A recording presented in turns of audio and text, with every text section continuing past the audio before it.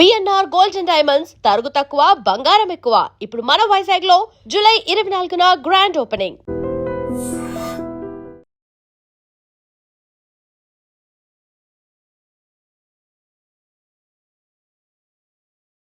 ఆ యువతి నగ్నంగా అక్కడ కనిపిస్తుంది, చూసారా గల్లీ? అదే గల్లీలో ఫాస్ట్గా పరిగెత్తుకుంటూ వచ్చింది. మళ్ళీ ఇటు గుడి వైపు వచ్చింది, స్ట్రైట్ ఇట్లాగే పరిగెత్తుకుంటూ వచ్చింది. ఇక్కడ సీసీ కెమెరా కనిపిస్తుంది చూడండి ఈ ఇంటికి. సో ఈ సీసీ కెమెరాలోనే ఆమె పరిగెత్తుకుంటూ వచ్చినటువంటి దృశ్యాలు రికార్డ్ అయ్యాయి. ఆ గల్లీ నుంచి స్ట్రైట్ ఇట్లాగే పరిగెత్తుకుంటూ వచ్చింది. ఇలా పరిగెత్తుకుంటూ ఇక్కడ మీకు గుడి కనిపిస్తుంది చూసారా? సో ఇట్లా డైరెక్ట్గా గుడి దగ్గరికి వెళ్ళిపోయింది.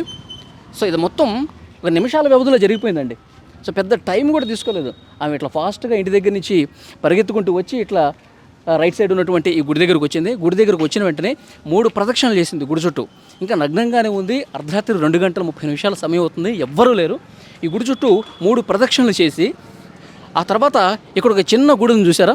ఈ గుడి మొత్తం లాక్ చేసి ఉంటుంది. సో ఎవరు లోపలికి వెళ్ళలేని పరిస్థితుంది. అయితే ఇక్కడ ఒక చిన్న గుడి ఉంది చూడండి. ఈ చిన్న గుడిలో అమ్మవారి విగ్రహం ఉంది. తర్వాత ఇది మొత్తం దీనికి లాకే ఉండదు, జస్ట్ అట్లా గడిపెట్టి ఉంటుంది.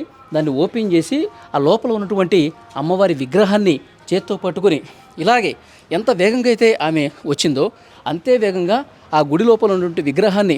ఇంకొక ముఖ్యమైన విషయం ఏంటంటే అక్కడ ఒక 2 నిమిషాలు కూర్చుందని కూడా చెప్తున్నారు.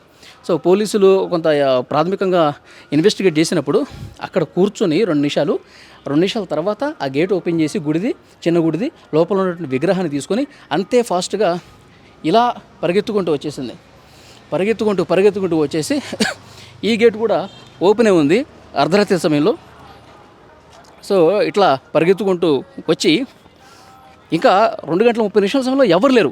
ఎవరన్నా చూసి ఉంటే గనక ఆమెను డెఫినెట్గా వారించి ఉండేవాళ్ళు, ఆమెను ఆపే ప్రయత్నం చేసి ఉండేవాళ్ళు. ఆ సమయంలో ఎవరూ లేకపోవటం వల్ల ఇక్కడండి చెరువు కనిపిస్తుంది చూడండి. సో ఆ విగ్రహాన్ని చేత్తో పట్టుకొని ఇలా పరిగెత్తుకుంటూ ఆ చెరువు దగ్గరకు వచ్చి దూకేసింది.